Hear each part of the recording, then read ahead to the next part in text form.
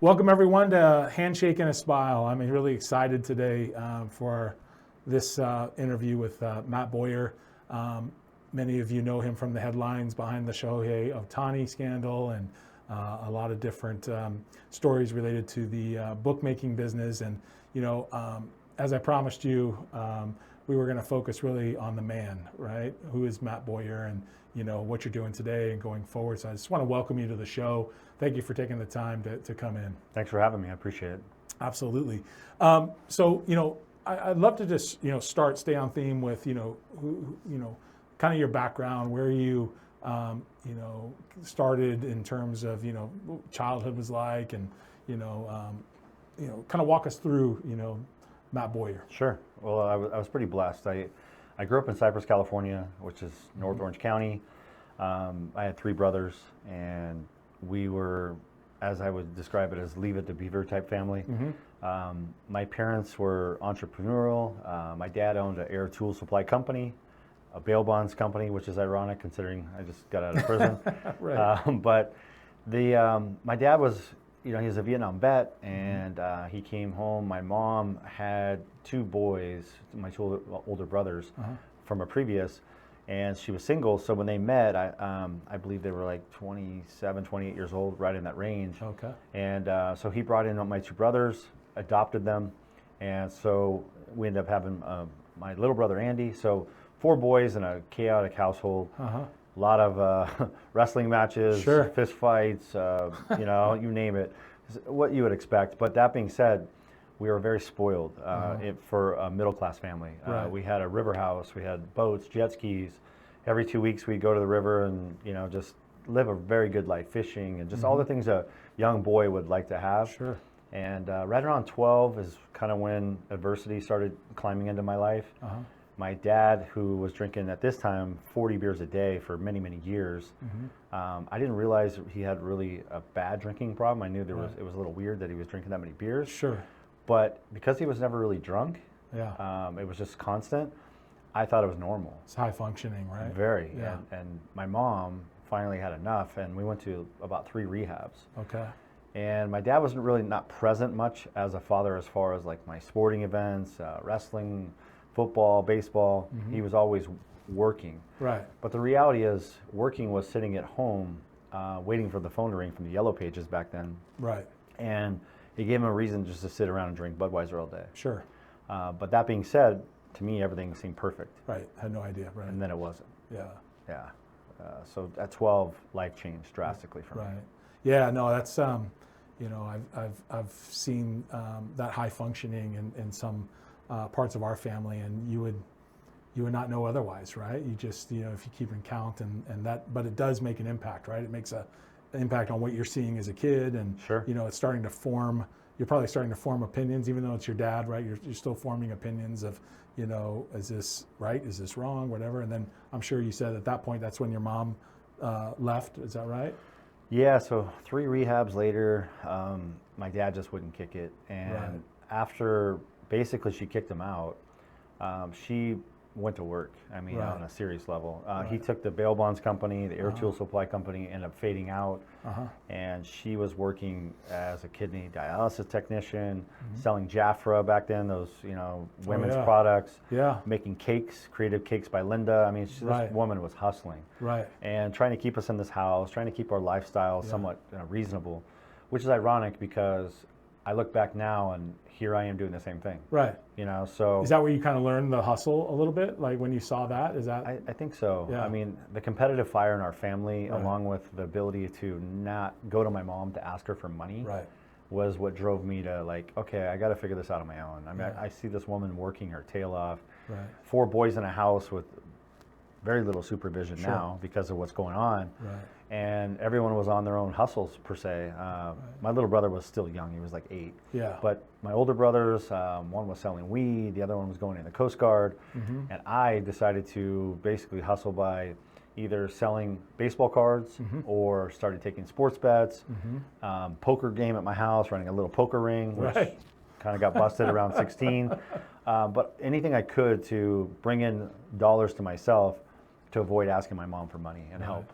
How did that kind of take flight? How did you start a poker game as an example. Like the kids, that time, that era, we're in the Gen X era, right? Riding bikes, hanging out, coming home when the street lights come on, right? Like, and here you are building a business and not even really realizing it, right? At such a young age. For sure.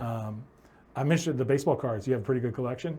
Yeah, I actually worked for Jim Weir and Norm Johnson. Oh, really? Jim Weir was a minor league baseball player. Norm Johnson, the kicker for the Seahawks. Yeah. He had a baseball card shop in Garden Grove, California. Oh, okay. And I worked for them, and then I was working at the racetrack, selling programs. Right. I kind of, same thing. I worked at Chevron. I worked at Perry's Pizza. All these little hustles I was doing, well, those are real jobs. And then I had these little side hustles, which was, I'd go around the neighborhood when I was delivering the Orange County Register, and I would hustle kids with, hey, I'll trade you, these box of commons for 10 cards. Just let me go through your cards. Right.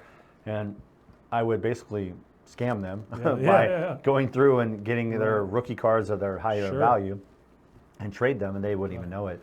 But that was the hustle that I had to kind of figure it out. I mean, I wasn't robbing them per se, but I was taking advantage. But that was of the time too. Like trading was everything. It was baseball cards. It was, you remember Garbage Pail Kids? Of course. Dude, I mean, that was like the prime time of that. I remember, growing up, going to this place called Bud's Ice Cream.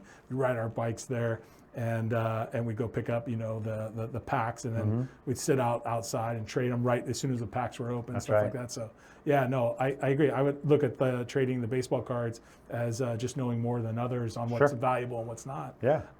That's interesting. So you're kind of starting to learn the hustle, what's, how to make money, doing some jobs. Growing up, you're talking about 12, 13 years old. Now you're entering high school. Where are things escalating? Are things, getting bigger in terms of, what you're building? Still taking on jobs? Yeah, they were. To be honest, I was taking, the bets were getting bigger. And, keep in mind, this is back in like 91, I believe. Yeah. I started taking like $50 bets, which going back, that long ago, would probably be equivalent to like a $500 wager now, right? Right. And $50 back then was a lot of money to a 16-year-old kid. Sure. So that started becoming a pretty good little hustle. And then my baseball card collection, I sold at 16 to buy my truck. I sold it for $3,800. So I bought this Mazda B2000 truck, and I had it custom painted. And I thought I was cooler than cool, as you know, 16. Sure. Didn't have to ask my mom for any money for that. And, I was, as I say in my book, Recalibrate, I was an Orange County Register #1 sales kid at 14. Yeah. So hustling the paper at night. I was also a paper boy at the same time. So I really had my hands in everything, which is ironic because that's how I feel I'm doing things today. Sure. But anything that I could avoid asking her for money and hustling and earning any extra dollars. And at 16, I started making a little bit more money than my mom was. Wow. And that had to do with the fact that the baseball cards, the sports book, and then I started selling a little bit of weed on the side. And I just thought I was this entrepreneur at 16, which was cool because I had more money than some parents did. Yeah, exactly. Because I didn't have any bills. Definitely, exactly. You had the best of both worlds. And I can imagine what's running through your head at that time, right? Like, I can buy the things that I want and need. And at that time in our life, like, you didn't need much to feel like you were on top, right? That's right. Like, get a vehicle. Where can I go? A boombox. Boombox, exactly. No, it's funny you say that the leading salesperson for the Orange County Register. I actually, when I was in the 6th, 7th, and 8th grade, right around the same time, I went to a Catholic middle school, and then ultimately Catholic high school, and we had this like candy bar like sales thing, and it was to raise money for the school. Sure. And so like they had a first, second, third prize for the top candy bar salesman in the entire school. Okay. I won it 3 years in a row. I was so pumped. I won a 10-speed, I won a boom box, and then I won. We had this place called Marine World Africa USA. Okay. It's kind of like Six Flags, but had rides and animals, and 4 tickets to that. And so I totally get what you're saying, like that feeling of, it's almost like the early dopamine, right? It is. Of success and accomplishing something. It's so funny thinking back to that. So you're building, you're humming along, you're, got your wheels. Now you're kind of, progressing into, later stages of high school. Were you an athlete? Did you play sports? Yeah, I wrestled. I played baseball and football. Okay. Those are the 3 sports I played. Wrestling was kind of my main sport, I would say, Right. because of my size. I was Right. so little. Uh-huh. My freshman year in high school, I wrestled 98 pounds, but I weighed 89. So Oh. I got on the scale with, all my clothes, my singlet, my headgear, and everyone Yeah. else was spitting. And some weights? Yeah, I mean, it was embarrassing because, Right. being 89 pounds as a freshman, Yeah. I was the cute boy, like a little boy to women. Sure. Whereas I literally went up to their Yeah. their chest, and that doesn't help you when it comes to Yeah, dating right. them. Sure. Also didn't help you when it comes to sports. Being the smallest kid in the school. Right. But luckily, I grew after high school, and my athleticism. Yeah, now you're jacked. Thank you. I try to stay in shape. Right. But honestly, I'm blessed because I think that being the little guy and all this adversity I was dealt with made me just that much hungrier and stronger and more competitive and overcoming all that stuff. Right. Yeah, no, I mean, I can see how, we talk about the show is about, old school values, new world ideas, right? And, the era that we grew up in, there was no second place. It's first place or your last, like, they say, and so some of the challenges you talk about, with your family life, and then being smaller at an age where it would have been easier if you were bigger and whatnot, and Of course. all of those things. But your mindset, your attitude, coming from that generation, I got to assume is kind of helped shape who you were to keep that fight, right, and want more, and be what you had envisioned in your head. Is that right? No doubt. Our family was very competitive. Yeah. My brothers pushed me to the limit. I used to they would set up literally fist fights for me. Beat your ass a little bit, or They what? beat the shit out of me. It was a struggle, but Sure. it was a good struggle. Yeah. And they pushed me hard. Yeah. But to the point where it just made me that much more hungry to win at all cost.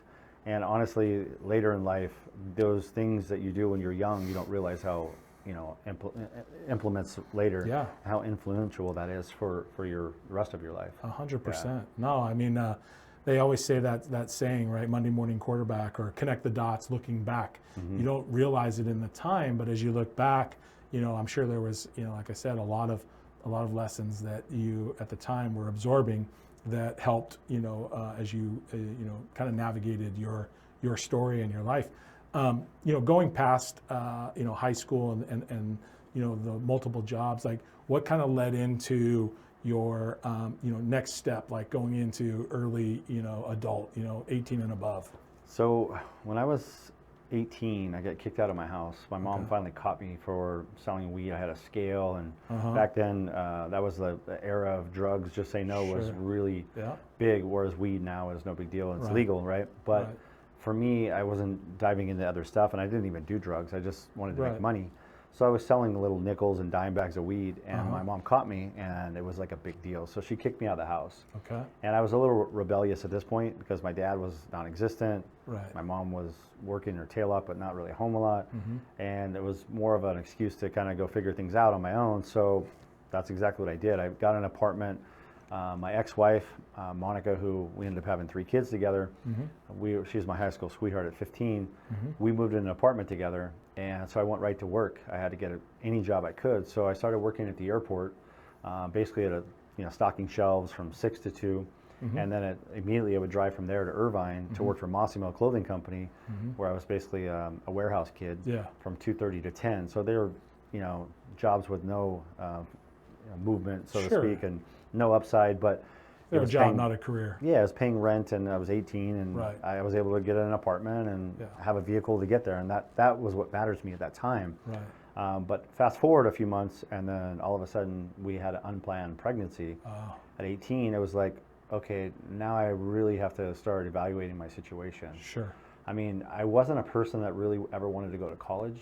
I wasn't against college, it just wasn't really for me. Right. I've kind of always been a hard knocks guy, and I'll be honest, the college was out of the, even zero opportunity. Had anybody previously in your family been down the college route? No, and I think that's another reason too, to be honest, which is funny because now I've made sure all my kids have gone to college. Sure. Even though I think actually, sadly, I think college is even less needed now today than maybe even back then in some ways. Right. But I see the purpose of college for the right things. Yeah. And it's a good way to show discipline and commitment. So That being said, I was having a baby. I wasn't worried about college. I was worried about making money, feeding a baby that was coming to the world, and really just finding my path, Right. which I had zero idea what that was. Yeah. So I was working these two endless jobs, and then once we found out she's pregnant, we had to make a big decision. That decision was to move back to my mom and come crawling back and tell her I'm not selling drugs anymore. But more importantly, just say, look, I'm trying to grow up as a man. Take me in so we can find a way to not only save money to go get our own place, because the place we had was with another roommate, and I didn't want to have a child with roommates.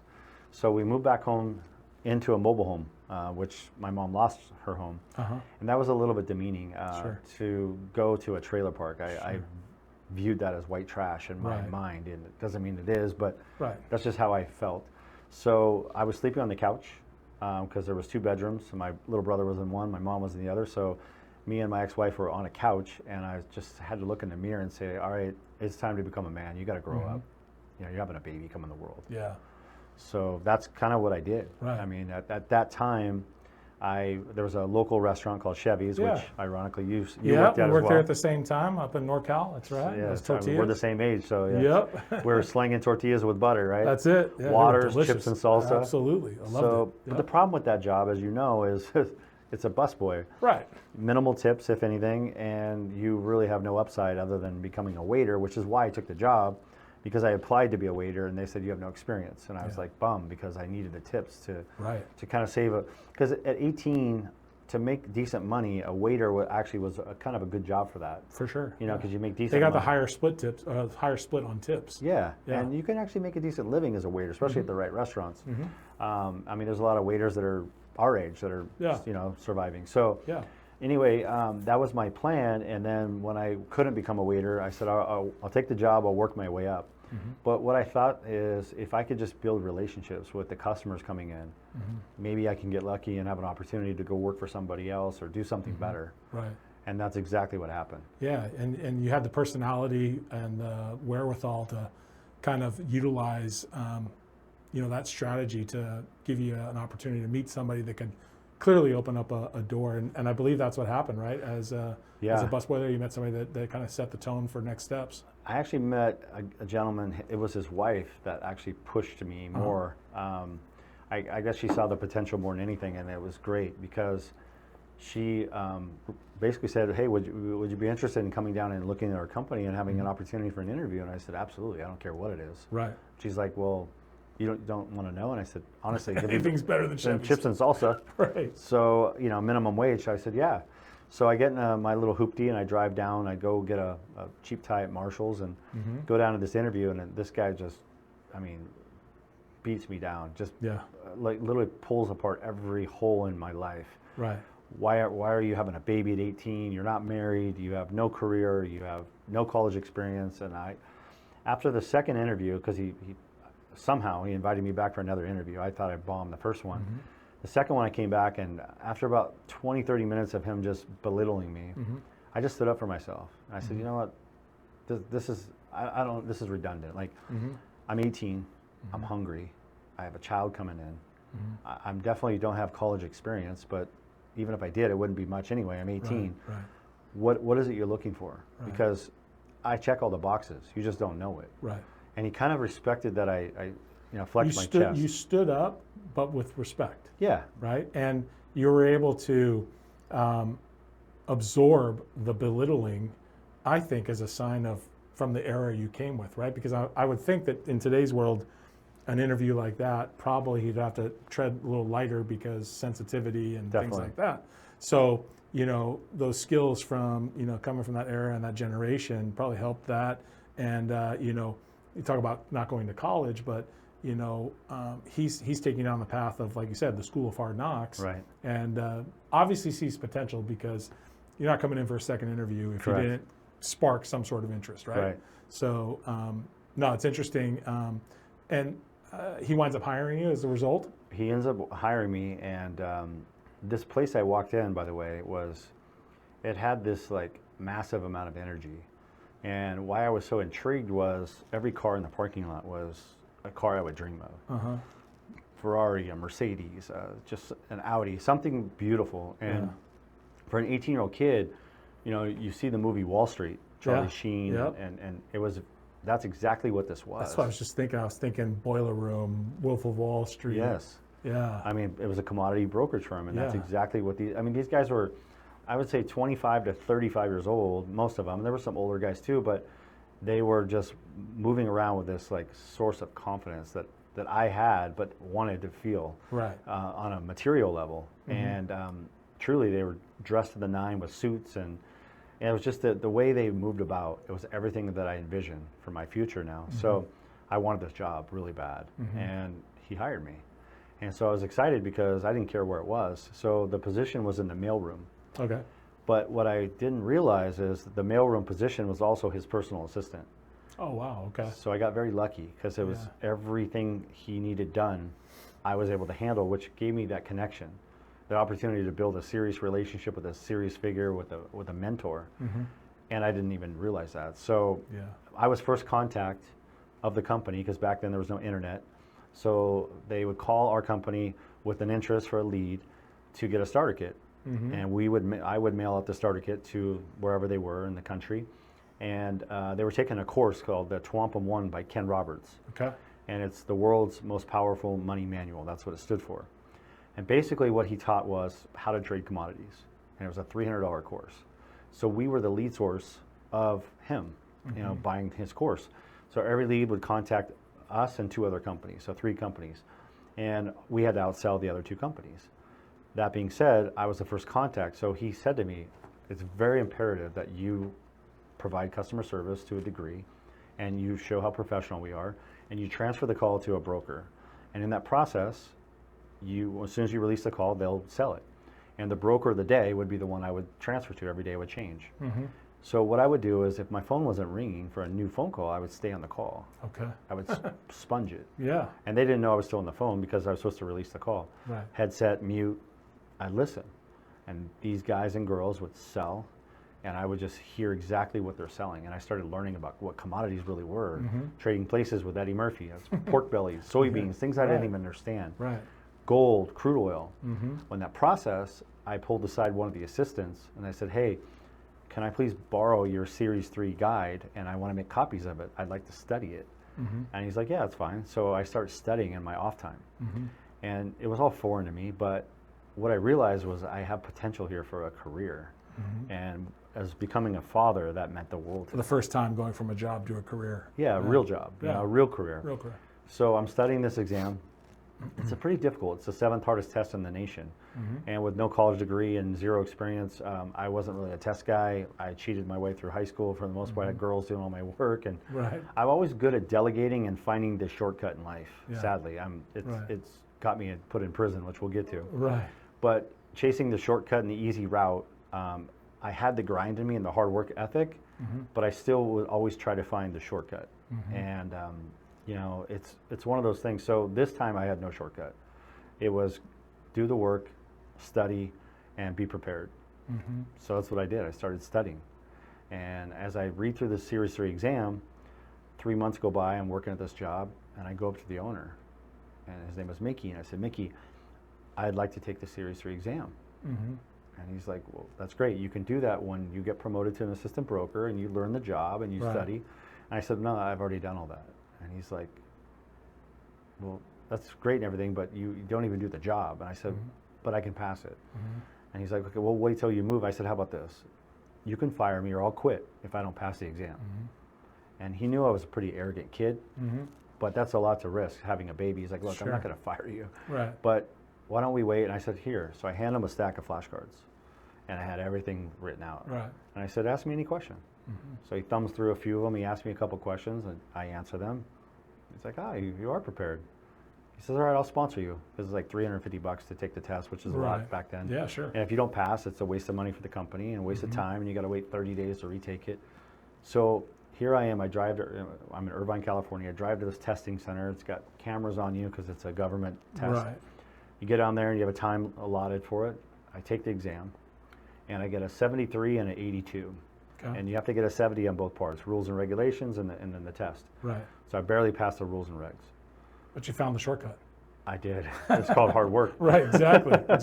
And but you expedited what would normally take Yes. years, it sounds like, following the path that Mickey described, No doubt. and now you got there faster. I did, and I did it the hard way, Yeah. meaning by actually doing the work, Yeah. but I did it without actually working as an assistant Right. broker when you get really more experience. Right. Because you have to learn in the exam, you got to understand like all the different trades and what, what the indicators are and the stochastic and RSI and all these things Yeah. that you use to trade, Right. and what it means to hedge and just all the little Yep. formalities.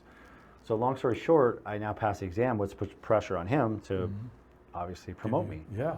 So he says, all right, I'm going to hire you a replacement. You train him or her, and we'll move you up. So that's exactly what That's occurred. awesome. How did you feel like that when you passed that test, right? Because you're talking about, your wife and young at 18 and just getting started with a baby, on the way. Like, how did that feel? Like that rush of like, I set out to do something, I accomplished it, and now I'm advancing, right? Like that. Walk me through that drive home to share it, because if you're anything like me, like I love sharing the small wins, the medium wins, the big wins with my wife and The people that matter to the you. people that matter, course. exactly. So I'm curious how you felt like personally at that moment. Have you seen the movie Rudy? Yes. Well, when he's getting carried off the field, that's Yeah. how I felt. Because Yeah. it was my first actual win in life, like true win. Right. And then, carrying forward was maybe having my first child, but first real W in life, that I did something hard, that I did something on board, Yeah. that was legal, Yeah. and I didn't have any help. From start to finish. Yes. Yeah. So here I am, 18. I now have a career path in front of me, and I did the work. My confidence went higher. I already was a very arrogant kid, but now I was even more cocky and arrogant, and just confident of performing and doing something, all the way home. Right. So giving that information to my family was fantastic. Yeah. But I literally felt like I was being carried off the field in Notre That's Dame. awesome. It was Yeah. fantastic. Yeah. And those moments are what we chase Sure. in life. Yeah. Is to hopefully you have your kids chase them and succeed in those. But I've been chasing those moments every day, and I still will. Yeah. Because that's what life's all about. 100%. So you get licensed. You're in a position now where you're elevating from the mailroom as you said, an assistant broker. Is that right? That's the next phase. Yeah. So I get promoted to an assistant broker because I had to train someone. I did that, and the broker that he had me working for was the top broker of the company. He was in the top 3 every month. So I realized, well, he realized that I have potential, so he put me with somebody who can really train me on sales, elevated. So I worked with this guy, Keith, for about a year, and we were number 1 every single month. And I made sure that we were number 1 because it shows my abilities too, right? Sure. And everyone in the company actually wanted me to be their assistant, and they were asking Mickey for that because they saw that my work ethic as a male guy, and then they could see that I just already passed the exam, so I have added value because you can't sell until you have the Series 3 license. Right. So most assistants start from scratch. They come out of college, they kind of train, and they can't sell. They got to learn it. Oh, I'm past all that. Yeah. No college degree, but Right. better than that, right? Because Sure. now I'm licensed and I understand the business more than most. Right. So anyway, a year goes by.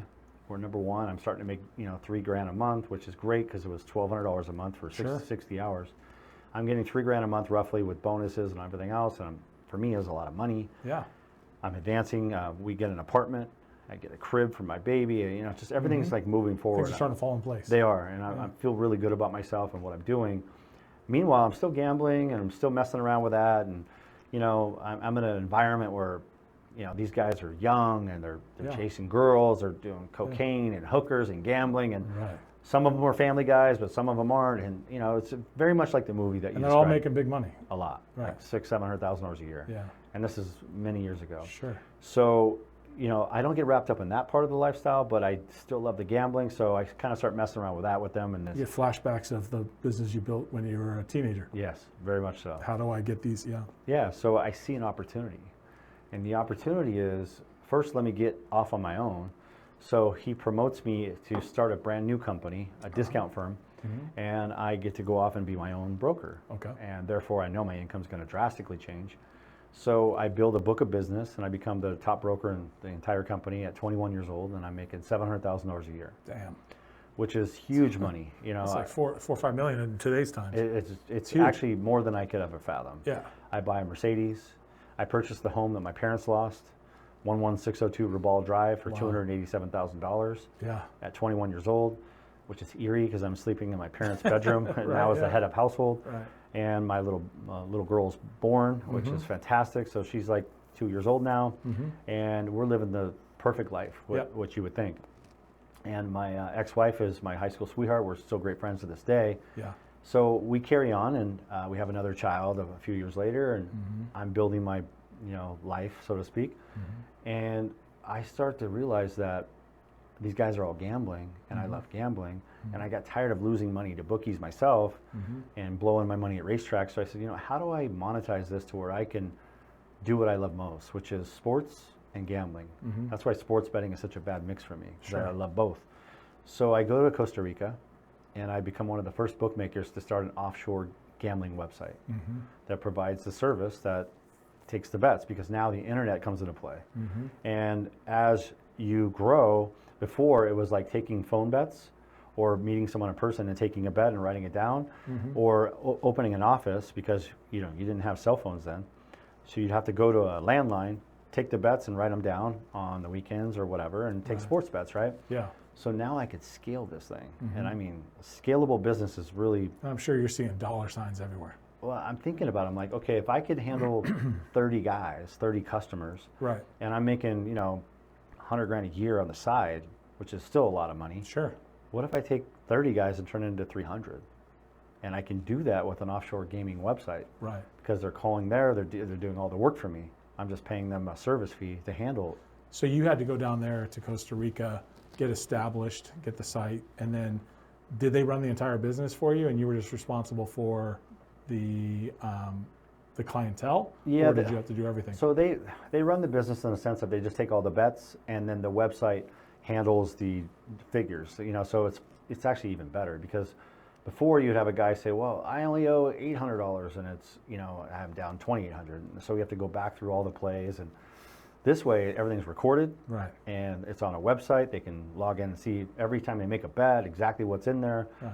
It's not someone writing it Yeah, down. you had a paper trail. Exactly. So that made things a lot easier. Plus, I don't have to be answering these phone calls myself. All you have to do is call my clients and pay them or collect every week, and really just nurture the relationship. Yeah. Have the PR, Yeah. which is important, and I'm still doing all of that. Right. But most of these guys I work with, so I see them every day. Yeah. So it was easy, Right. and they made a lot of money, and they weren't out to stiff or not pay, because they were, Yeah, you knew they were good for it. yeah, I mean, they worked with me. And back then, I would make fun of them in a public setting, about, hey, this guy owes 12,000, he's not trying to pay, and we'd all make fun, Right. to the point where you'd have to pay. Yeah, exactly. You don't want that beating, No, of course. as far as, verbally. Sure. So my business is growing, and I'm 21, and now I'm getting a serious amount of customers, and I start to learn, if I could scale this thing, I can get other people to give them a percentage or a commission by bringing me customers. Right. And that's how this thing grew to. And is that all they had to do? So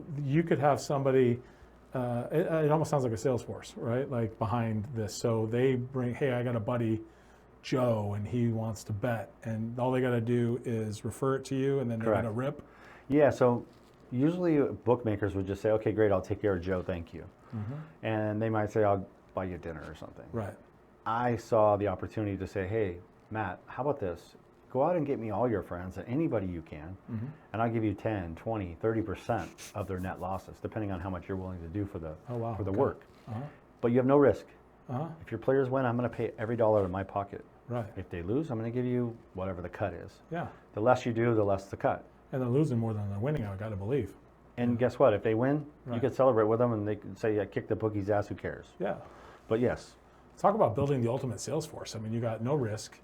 You're getting 30 to 40 off the top of a loss, which happens, I'm assuming 3 out of 4 weeks people are losing, Especially right? back then, it was much harder to beat. I mean, sure. less information, Right. no computers, no AI, no algorithms. I mean, it's a whole different world back then. Right. Nobody really won. I Yeah. mean, you sign up 100 guys, 97 of them lost. Literally. I would say 100 actually, to be Right. honest. But now it's probably 94, 95. But the point is, it was a bulletproof business. The only thing you couldn't do is maybe collect from everybody. You have to learn to write off some of the losses, or, the stiffs or the problems or people getting overextended. Sure. But overall, it was a great business. So I'm just growing this thing drastically. And then fast forward a few years later, Mickey has an opportunity to buy another brokerage firm, and we're growing. So he says, look, I need you to go to Chicago. And I'm like, 25 years old. The last thing I want to do is go to Chicago. I like going there for watch the Cubs play, but I don't want to live in Chicago. Sure. He's like, I just need you to go there for like 3, 4, 5, 6 months, get this company off the ground. You can fly back. I'll fly you home every few weeks, and you'll see your family. And I'm like, oh, this just sounds like hell, but okay. It's a good experience. I got to be loyal to the guy that brought me to where I'm at. Right. So we go to Chicago, and we took over this big brokerage firm. It's 6 stories high. There's 600 employees, about 350 sales guys. And I come in this place, and he says, all right, I need you to handle the sales part of this. This is what you do, and this is what you're good at. Because I had an override already at the other company. So I said, all right, let me handle this. So he pulls all the brokers in a meeting. I get up there on a stage, and I say, all right, guys, listen, I'm half your age. I see that you probably think I'm some just jackal. I get it. I don't even want to tell you how great I am. Yeah. I'm just going to show you. Yeah. So I want you to go to your desk. It's a Friday afternoon. Grab me 10 of your shittiest leads. Yeah. Tomorrow morning, we'll come in. At 9 a.m., I'm going to call every one of these leads. You guys are going to come in on a Saturday. I know you're not used to that, but we work Saturdays. Right. And you're going to hear me make these sales calls. And then you can evaluate if I'm worth listening to and learning from, despite how many years you've been doing this, longer than I've been alive. Proof's in the pudding, right? So they're laughing. You could tell they're like, this fucking guy, he thinks he's so cool, whatever, which I do. So they go get their leads, and the next morning we come in. I put it on the intercom, pick up the phone, dial it. They can hear everything, right? Right. Well, I'm getting hung up on. This is the shittiest lead you can imagine. You guys keep calling me. What the hell? I'm tired of this. But what I was doing was teaching them how to mirror your customer, drop the guard, get some sort of commonality. Right. Using my tonality in the sales calls to, maybe I still don't get the sale, but they see how I was able to at least get 10 times further than they were. But eventually I closed 6 accounts, $180,000 in equity, which doesn't sound like a lot, but in commodities back then, it's a decent number. Because you have to keep in mind, people invested in commodities about 10 to 20 to 1 for a stock portfolio. If for every 10,000 in commodities, they might have a $200,000 investment in stocks. Right. Much less aggressive, much more conservative, better long term. Commodities is kind of like a flyer. Yeah. So for them to see me get on a phone and get a guy in Denver, Colorado who's trying to hang up on me, who says, hey, you've called me for the last 2 years, you guys are annoying, I hate your company, to actually talking about something completely different. Yeah. Because I realize, when you are going through an objective, and no matter what you say, they're going to continue to tell you to screw off, you got to change the path. So I would just start talking about John Elway and the Denver Broncos. Right, building rapport. Yeah, something that maybe they resonate with. And next thing you know, we're having a conversation about the Broncos playing the Raiders and who won last week and who their favorite team is or whatever. And now he's starting to actually maybe, okay, this guy's not a bad guy. I'll listen to him. Right. And then I would carry the call on for a little bit further. And then once I felt like there was a little bit of a comfort position, I'd say to him, look, I don't want to sell you anything. Okay, what I want to do is build some trust. So I'm going to fax you, because this is fax machine time. Sure. I'm going to fax you a couple charts, and I'll give you an analogy. Soybeans are the highest they've been in the last 25 years.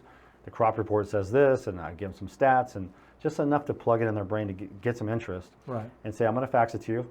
If you see everything I'm telling you, if you see anything at all, just call me back. Yeah.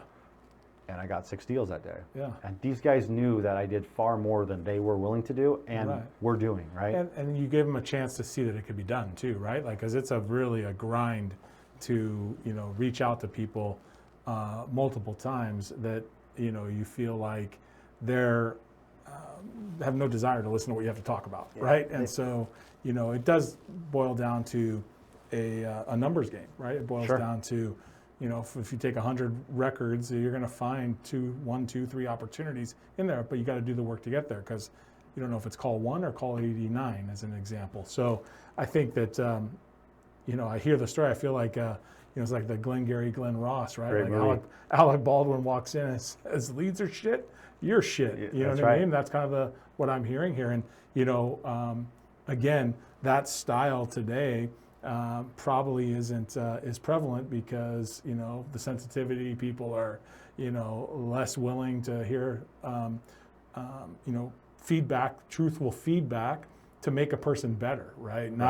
Not just because you're trying to be demeaning or rude or mean, but because it's a coaching style that in a type A type of a role, you have to be willing to be able to accept that and move forward. But again, I keep hearing through your story parallels from the generation you come from, and looking people in the eye, firm handshakes. Like your word is everything you have, and Right. you being able to coach into that team. So that opportunity, you satisfied the request of Mickey to do that. Your business is still growing, I'm assuming, even while you're in Chicago, right? Like, so part of your mind is focused on that. Where are you at that point in terms of the business from the bookmaking side? When I'm about 25, actually, it's really growing even more to the point where now I'm in Chicago. So what do you think I was thinking? I got a whole nother realm of brokers and guys making big money. They're also going to be gambling, some of them. So I actually scooped a bunch of clients from that too, that experience, and now it's getting bigger. And then I developed some agents. And this is really when it started really growing, because when you start building agents across the country, now you're reaching out to people that you would never even be able to, right? So, you get two guys in Chicago who are getting, 30, 40 guys underneath them. And then now he knows a cousin in Nebraska, and then he knows someone over here. Right. And so the tentacles of my business started really expanding. Right. To the point where when we sold the company, or I say we, Mickey sold this company for $88 million, I was able to finally go off and start my own business. I didn't want to ever leave him and be disloyal. Right. So I said once, because he brought me into this amazing life. Changed your life. Yeah, and we're great friends to this day, to the point where I'm actually going to a son's wedding here next month. Nice. But the situation is, when he sold out, I can go start my own brokerage firm, which I always wanted my own business now. I was an entrepreneur. So we go do that, my brother and I, and I'm 28 now. It's called Aliso Trading Group. We have about 60 employees. Most of these guys I brought in from my neighborhood because when I was 21, I'm making $700 grand a year. Right. Everyone wanted a job. Who doesn't want to be a part of that? Of course, right? Right. So they were graduating college or even didn't go to college. I hired all these kids and we trained them. Yeah. And so we had all this trust and loyalty, so they all came to work for me. And for about 2 years I did that. But the problem was I was so being pulled away from the dopamine of my gambling / building my other business, which is bookmaking. And that was really my passion. So I told my brother, let me just sell off my nest egg of the company to you, and let me just go do what I love more. And that's exactly what I did. So that was the tipping point right there. Yeah, 30 years old, I was on my way. And then it was a full-fledged, this is my business. I'm now a bookmaker. That's all I care about. That's my career. And I now have, at the time, 2 kids, and my third daughter was coming into the world. And I'm married, and I think everything's perfect in my mind. But the reality is that I was chasing a dopamine rush, and the gambling was so strong that I was almost being not as present as a father as I should be. Right. And I was going to Vegas all the time and being, traveling on jets and starting to develop this like really high-end white glove lifestyle. And I thought it was perfect because I provided so many things materially at home. That's what I was going to ask is, do you feel like in your mind as you're doing that, obviously the home life is, you're kind of in one side seeing it kind of, deteriorate a little bit in terms of presence, right? Were you dealing with that like on a relationship level with was she understanding of what you were doing, aware of what you were doing, like, or was it just like, a situation where you didn't care? And because what I'm getting at is, like, did you start to see your dad and yourself a little bit, two different Great analogy. addictions? It's funny you say that. Yes, I was my dad, just with gambling as opposed to alcohol. So here I am masking, the lack of presence as a father. My relationship with my wife, we were like best friends, but just friends. It wasn't like a romantic feeling on my behalf. So I felt so kind of guilty for what I was doing that I ended up asking her to leave the marriage because I wasn't really present and I wasn't invested in the relationship. And I realized that was tough to do with 3 kids. But I also know that if you're not happy personally, then your kids will not be. They're going to see it. So I chose to leave the marriage, which we're great friends to this day, but I gave her the house and kind of restarted all over. But in that process, what I realized is I was being my dad. You know, this addiction was all I was chasing. And until 2 years ago, I was doing the same thing. But I would always mask it by just making more money. And the more money you throw at everything and the more material things you have, the more it looks like you're succeeding in life. You start to justify it, you know what I mean, within yourself. And, you know, hearing what you said, it's funny, my wife and I say all the time, I always tell her, I was like, listen, if anything ever happens between us, I'll be the one to start over. So I admire what you're saying. No matter what the situation is, like your wife and kids are taken care of. It sounds like you did the same thing. I have the ability to make money, the ability to go out and carve my way, trailblaze, and that's admirable because you know your relationships don't always last the test of time, right? But the exits are what you get evaluated. That's what's talked about, right? You ever hear about a relationship, you know, going different ways? It's not the relationship going different ways. It's how it was handled. Is what's talked amongst the friends and the families and this. So no, you're right. I think you did it the right way, like. Especially directionally where you were headed. And like I said, you know, my wife and I were celebrating tomorrow, 27 years. Wow, that's married. Amazing. Yeah, I know. You know how rare that is now? I'm telling you, it's wild, and you know. But we've always said we had one rule: like if we ever threaten to break up, that's it. Like if you break up, you see relationships like break up together. Like I would never believed in that shit. I'm like, if we're broken up, then that's it. You know, there's a reason. Let's find a way to stay together. Through communication and talk, right? And that's, again, in today's world, right? Like everybody hiding behind screens and texting somebody to go out on a date and all that shit, you know what I mean? It's like, how you had to work up the stones to go ask a girl out back in our day, right? Like, and so you had to build a relationship and all that stuff. So it's funny as I hear that, some of the reference points that in my own relationship, but I like to hear that that's how it, you know, exited, and even more so hearing that the relationship is strong today in its own way. You know? I'm blessed there. It's funny you say that. It makes me think of something. The sad part of the world today is we're all comparing to things that are not even actually real. For example, you go on an Instagram or whatever, and you see these people, you know, projecting their lives as if it's all perfect. And half of them are not. They're cheating on each other, or they're it's just, you know, abusive at home, or but they show the jets and the lifestyle and the vacations and the filters. Everyone's just loving everything, but that's not even real. So the relationships that a woman and man are competing against today is much harder than ever. Because the grass looks greener, but it's not, and because we're watching all this. Before you didn't have all that, so now you see it all day long. It's nonstop. I try to tell our kids, like, you know, we grew up with a saying called keeping up with the Joneses, right? Now today, I mean, like the amount of information that you can access and see and you're formulating ideas. It's just no different than, you know, somebody saying, I get my news from TikTok. Well, fuck, man. I mean, how educated are you if that's your source of media, right? Like, nothing against TikTok, but I'm just saying, like, there's a good educated person is going to seek information from a variety of sources, disseminate it, and then make an educated opinion on it. Of course. You know, we just live in that world today. And again, more the reason why this show exists is, you know, I think there's some common sense that is not so common anymore. And we, you know, folks like you and I and our generation can try to teach that, like, to our kids and to the Gen Zs of the world that, hey, don't take everything at face value, right? Like, you know, I teach my son, like, you go ask a girl out, you better not text it. You know what I mean? Like, you go up, introduce yourself, whatever it is, you know, and you know, think that, you know, communication styles from then still apply today. So you're in a situation now where you've decided to exit the marriage, right? And you know, business is building quickly. At what point are, you know, these are still friends, agents around the country that are bringing people to you.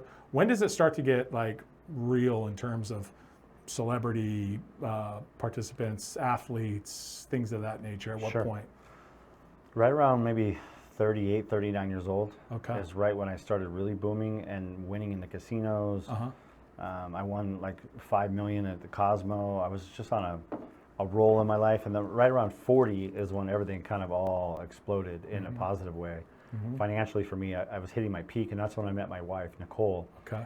And I was 40 with 4 kids. She's 28, worked at a restaurant as a waitress while she's building her brand new business, Coco on the Go, Yes. clothing line. And she's an amazing woman. She graduated USC, speaks 3 languages. Wow. Brilliant woman. And I thought she's really young and doesn't have any kids, and she's not going to be with a guy with 4 kids who's 40 years old. Yeah, you outkicked your coverage on that one, huh? Yeah. You think? I mean, Right. I don't know. I still don't know how I got her, but she's a unicorn, and you married one as well. So I think so. Yeah. You got to keep them trapped and Absolutely. don't let them go. That's right. But that being said, we just fell in love and became best friends.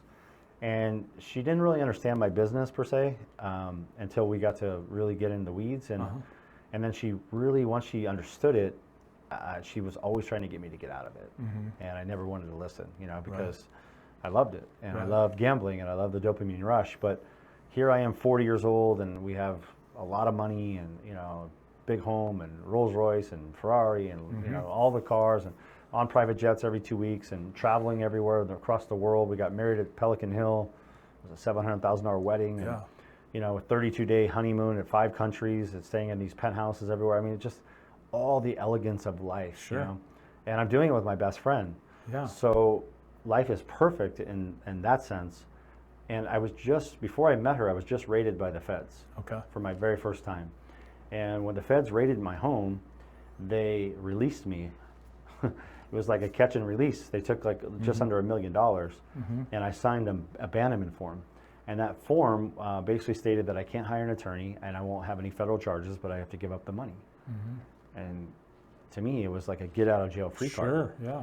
But here's the first time in my life that I had a real message that I chose the wrong path. The real message to me should have been, okay, you've lived 39 years, higher than 99% of the world will ever experience. Right.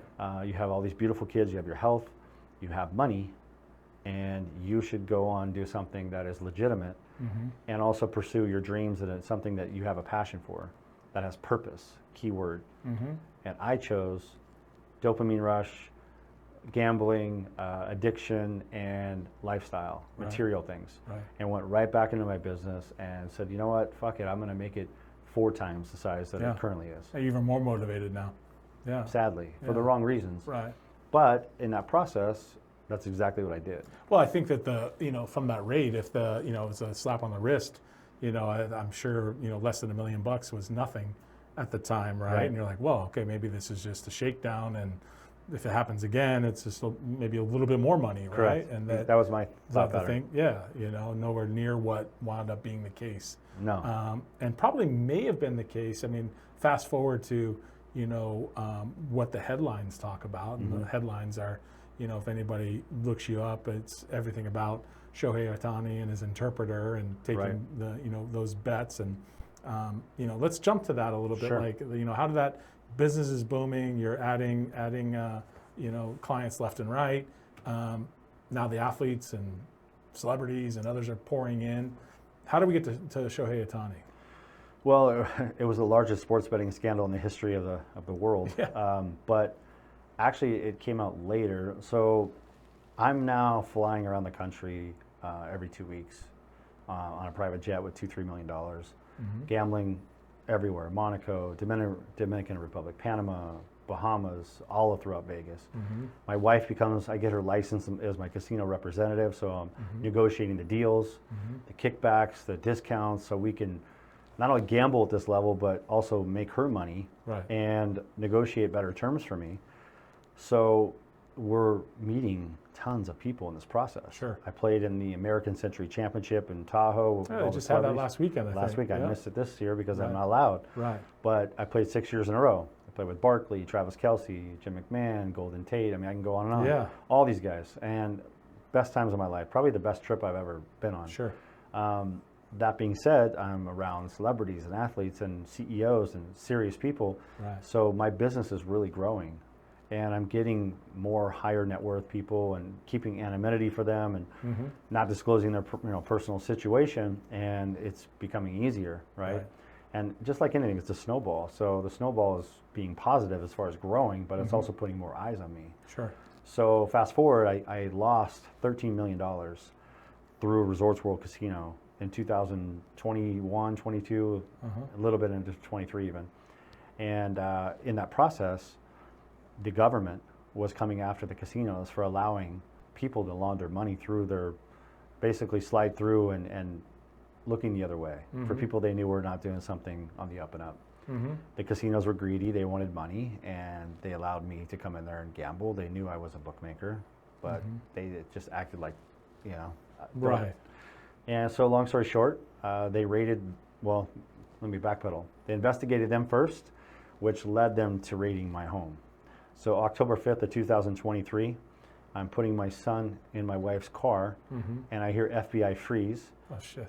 I look over to my left, and there's 8 AR rifles pointed at me, 29 federal agents and a dog. Wow. And I said, holy shit, in my head. They allowed me to grab my son out of the car. They did not cuff me because I was holding my son. My professor for my jiu-jitsu studio was on the other side of the car. They cuffed him immediately, pulled him away from us. And they made us go on the other side of the driveway. They're screaming, who's in the house? Who's in the house?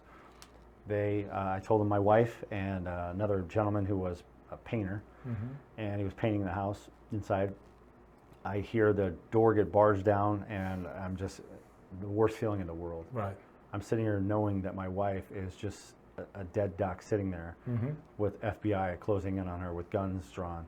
And does she know why it's happening? Well, Or not? she thought, sadly, even worse, she was relieved that it was FBI. She thought it was a home invasion. Oh, wow. Okay. So she's scared that she's going to get raped, killed, murdered, hogtied, who knows. Yeah. So once she found out, when they made her get down on the ground, they cuffed her, brought her out. She was bawling, a face I'll never forget. Sure. A guilt that I have to live with the rest of my life.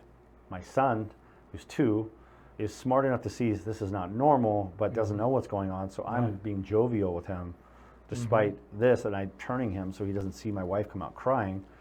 So I'm juggling all this, but I'm also in my brain thinking, holy shit, this is a lot different than last time. Right. I got a fucking big problem here. Right. I'm going to prison. Yeah. That's all I'm thinking. That's what you're thinking, What am I going to do here? So now I knew it was serious, and after the 8-hour interrogation of our home and dissecting it like a frog, like you'd see in a movie, where they uncovered everything. And you're sitting there the whole time? Or They take you? They allowed everyone to leave. I had a choice. I could leave and come back, or I could stay. I chose to stay. I wouldn't cooperate with them. I wouldn't answer any questions without an attorney, so they basically couldn't ask me anything. And I just watched them tear apart my house to grab gold coins, gold bars, cash, casino chips, all the bags, handbags, we have a ton of those, all the watches and jewelry, and just pile it on a kitchen table that is 3 times the size. Yeah. It was stacked up. Luckily for me, they caught me on, I think it was a Wednesday or Thursday, and I actually just flew home from Resorts World on Monday. I won $1 million. I never win there. It was the only winning trip I really had. Right. But I dispersed all the money to pay my customers. I got beat that week, so I only had $285,000 in cash at my home. So of course they took that. But I was just at Resorts World flew me and all our friends on 2 private jets to Dallas Cowboy Stadium, and we went to watch the Raiders Cowboys game. And I bet $800,000 on the Cowboys, and they won. They killed the Raiders. So I flew back to Resorts World, and then we went home. So they waited a few days, and then they raided me. And so now my wife leaves, and I'm just sitting here thinking, wow, I got to deal with this. So I'm trying to remain calm, but this is a moment in my life that I truly said to myself, it's time. You have to it's like a battlefield. You got to change your mindset. Yeah. Now it's mitigation. How do I define success? It's the most important question I always ask myself is how do I define success in whatever moment you're in, whatever situation. For me, success was how do I minimize this problem? How do I calm my family down? And how do I rectify and get this to where clearly I'm no longer going to be in this business. Right. So my mind's already thinking ahead of what am I going to do next? Right. I got to provide for my family. I'm probably going to jail. all of that's going on through my head. Sure. Meanwhile, I have agents, storming my home. So about maybe 5:30, they finally leave. My wife comes back home. Our house looks torn apart, and we're just sitting there, and I'm just like, So you're not under arrest at that point. no, they don't do that. When it's feds, they'll arrest you if you're like a cartel member or, if they think you're going to flee. Right. But if you're not a threat to that, they know they got you. And, they definitely put like on Interpol, and so you can't fly. But yeah, they know that you're going to be theirs, basically. And you know that you just are kind of a sitting duck at that point. Yeah, you are. I mean, if you've been indicted, you're going down. Right. And unless you think you're going to win, which 2 to 3% is your chances. Right. 97, 98% of the time they win. Right. So you're toast. Right. So you're in that situation. The raid happens. Obviously you're collecting your thoughts of what's next, right? Like kind of, I would say it's a kind of a fight or flight mode, right? Oh, yeah, definitely. At that point, how do you go about the next several weeks, right? Like what's, you really don't know. You have limited information. You know why they're there, but you don't know, for what reason necessarily. Like what's the catalyst that, or what was the tipping points that drove them to that raid? For sure. Are you starting to speculate? You have an idea, like? Yeah, I mean, obviously, I'm running a legal business. I knew that's why they were there, but I didn't think it was because of the casino thing. I thought it was because of Shohei Ohtani. Okay. Of the wire transfers I received in regards to that. I thought it was because I had celebrity athletes and clients that were betting with me. Some way that slipped out somehow. To be honest, I thought that, but that's not even why they were there at all. Right. And so the next day I had a federal attorney show up at my house. Of course, I jumped right on this. And her name was Diane Bass, and I hired her on the spot. And she basically said, you are no longer going to be a bookmaker, and this is going to be a big problem, and you're looking at prison time. And my wife started crying, and I was just like, wow, this is real. Because the one thing I thought, Matt, is that, honestly, I never thought I'd have to go to jail for being a bookie.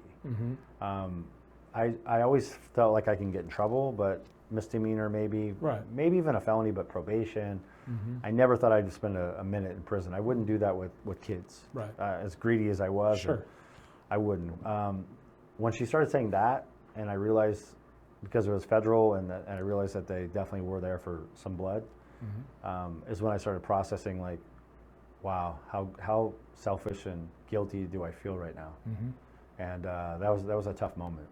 Especially looking at my wife in the eyes, knowing that she's tried for like the last 3-4 years to get me out of this. Right.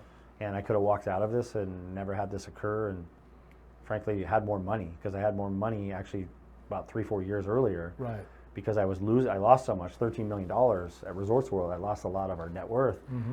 And I was like, what an idiot. I mean, of course, that's what you always think when you're caught, right? And everyone always tells me, well, you'd still be doing it if you didn't get caught. Well, of course I would. Right.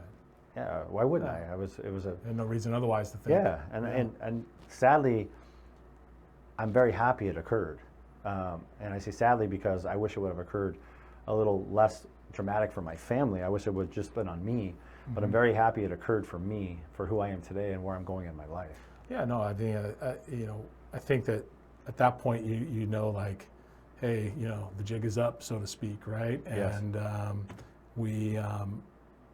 it's almost like a starting point for what's next. Sure. And I gotta think that, running through your mind, you're probably, referencing other life lessons and how am I going to do or recover from this? Right. That's not an easy thing to do, right? Most people would fold their tent and they would be like, this is it. And it sounds, like, had an opportunity to read your books, and in the first book here with Recalibrate, you share a lot of the story about what led up to the arrest, right? And this is a good depiction of who Matt Bowyer is, right? And without somewhere in any words saying, I think that you now knew, all right, I've got to start the go forward plan.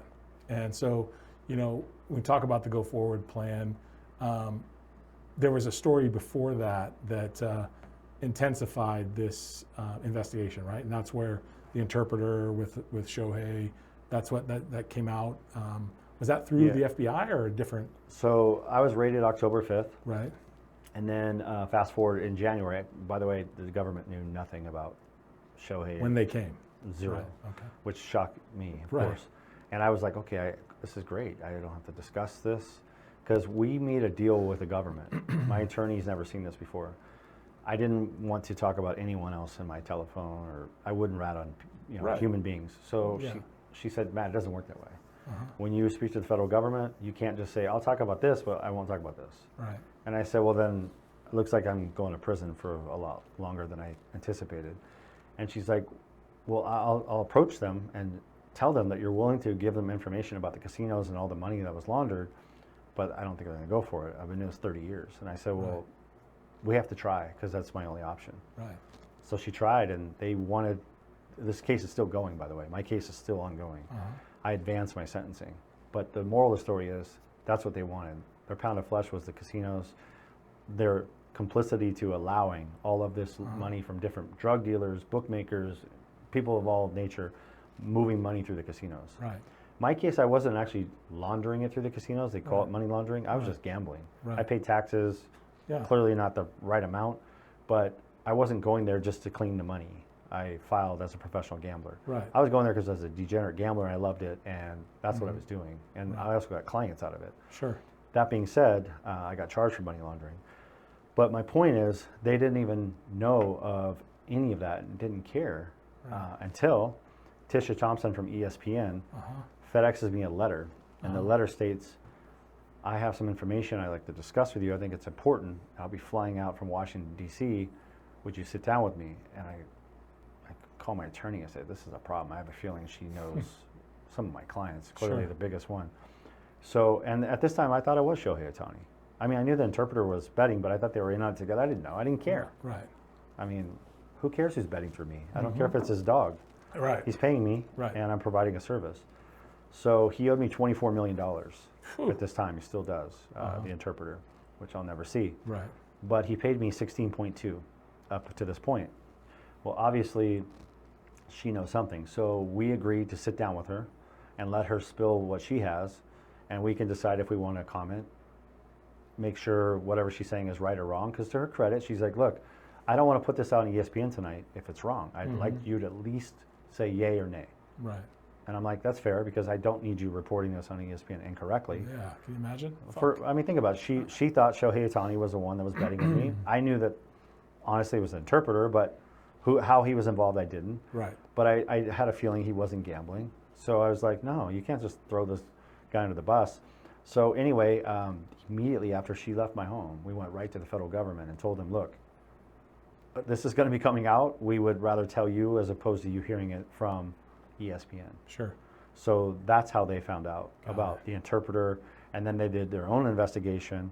And come March, they came out on national news. And that's when TV cameras were at my home and my jiu-jitsu studio. For about a month straight, I was walking my dogs. They'd follow me everywhere. I wouldn't talk, of course. And that's when this news became a national headline. Yeah. And that's when my story got real teeth. Yeah. Yeah. So no one knew of that. And I still wouldn't talk about anybody in my business. That's why, the NBA athletes that just got indicted, I definitely had some players that were betting with me, but I still wouldn't tell anyone or talk about it because that's I'm just not going to do it. It's a cardinal sin in your world. Yeah. I had to respect the privacy of these people. It's their business. If they want to tell the government what they were doing, they can. I think, paying on time and respecting anonymity are like the two things you're most responsible for, running that type of business. Yeah, and Shohei Ohtani scandal would have never occurred if ESPN from Tisha Thompson didn't show up at my house. Right. Because I never discussed it for, if you think about it, October, November, December, January. And January is when she finally came. Right. And then that's when I had to go tell the United States government. Where do you think she got tipped off? Well, the one thing I was bad at was using my status as an ego-driven, I'm going to say, marketing ploy to get more athletes and celebrities. So I did discuss with other people and talk about, yes, I have a lot of celebrities and athletes, and then I mentioned almost kind of to the point where it's part of your sales pitch. Yeah, it was a gloating / Right. marketing tool that backfired. Yeah, and it probably creates comfort for other athletes. Well, if he's working with so-and-so, then I can work with them, right? Yes. But And then now you're at risk of the trust of those folks. Yes, and that name was so big and so powerful. Honestly, I used it. I really did. And that's why I made sure that when this happened, I cleared every which way I could Shohei Ohtani's name. Right. And what I mean by that is I showed that, number one, there was no baseball bets. I gave them my website of every bet that was made. I submitted all that. I didn't have to. I submitted that there was 0 phone calls or conversations ever with Shohei Ohtani. I submitted, well, they have all the texts. They put them actually to the world. But I submitted all that. Me and the interpreter. I knew he was the one gambling. Right. I was around these players, the Angels players. And he was gambling on weird shit too, Oh, right? God. Like, It was 80% soccer. was it? But when I say soccer, I don't mean World Cup stuff like this. Right. I'm talking, in fact, the first bet he made, which is in my book, is an Istanbul. Yeah. I could never say the names of these teams. Yeah. I saw like Tunisian teams and Yeah, it was wild. Listen, he was just a really bad, degenerate gambler. Right. Chasing and just wanted action. I'm guilty. I bet Sure. on wild stuff. But he was one of the worst I've seen. Yeah. No doubt. I mean, he's in prison right now because of it.